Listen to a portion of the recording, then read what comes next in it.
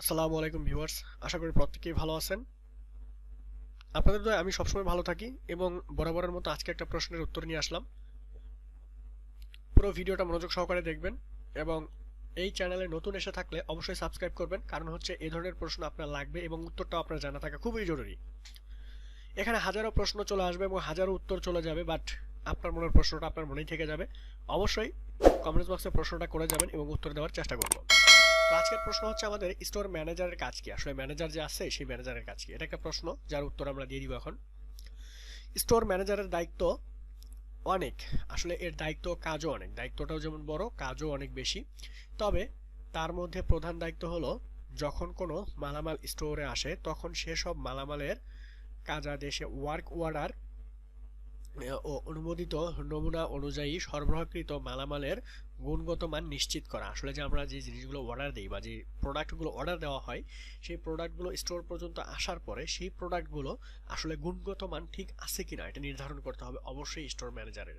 কারণ হচ্ছে যে আমাদের স্টোরে একটা প্রোডাক্ট আসলো, সেই প্রোডাক্টের আমরা কোনো গুণগত মান জানি না, কোনো কিছু বুঝতে পারতেছি না, আমাদের কি 2 নম্বর প্রোডাক্ট দেওয়া হলো নাকি 1 নম্বর প্রোডাক্ট দেওয়া হলো, নাকি প্রোডাক্ট আসলেই ভালো না, কোনো ডেট ওভার এক্সপায়ার কোনো প্রোডাক্ট দিল কিনা।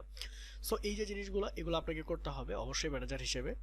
তারপর হচ্ছে এরপর গ্রহণকৃত মালামাল রিকুইজিশন ও অ্যালোকেশনের অনুযায়ী সঠিক সময়ের মধ্যে নির্দিষ্ট স্থানে পৌঁছানো নিশ্চিত করা। আসলে যে রিকুইজিশনের মাধ্যমে আমরা ফ্লোর যেগুলো সাপ্লাই বলি, ফ্লোর সাপ্লাইং সিস্টেম, আসলে রিকুইজিশন সিস্টেম থাকতে পারে কোনো জায়গায় অন্য কোনো সিস্টেমও থাকতে পারে। তবে ফ্লোর ওয়ে যে আমরা প্রোডাক্টগুলো সার্ভিস দিচ্ছে বা ফ্লোর ওয়ে যে সাপ্লাই দিচ্ছে এই জিনিসটা নিশ্চিত করতে হবে নির্দিষ্ট সময়ের ভিতরে ফ্লোরে এই প্রোডাক্টগুলো যাচ্ছে কিনা। তো অবশ্যই এটা হচ্ছে একটা ম্যানেজারের কাজ। তো যদি এ পর্যন্ত কাজ আপনি না করতে পারেন তাহলে অবশ্যই কি করবেন, আপনার ঊর্ধ্বতন কর্মকর্তার দৃষ্টিগোচর করবেন বিষয়টা। এবং দ্বিতীয় হচ্ছে মজুতকৃত মালামালের বিন কার্ড ব্যবহার করতে সবাইকে নির্দেশ দিতে হবে আপনাকে, যে আমার স্টোরে যতজন সহকর্মী আপনার থাকবে একজন স্টোর ম্যানেজারের সবাইকে নির্দেশ দিতে হবে যে অবশ্যই বিন কার্ড ব্যবহার করতে হবে এবং কোন বক্সে কি প্রোডাক্ট আছে সেটা নির্দিষ্টভাবে শনাক্ত করা যায় সহজভাবে, সেজন্য বিন কার্ড ব্যবহার করতে হবে।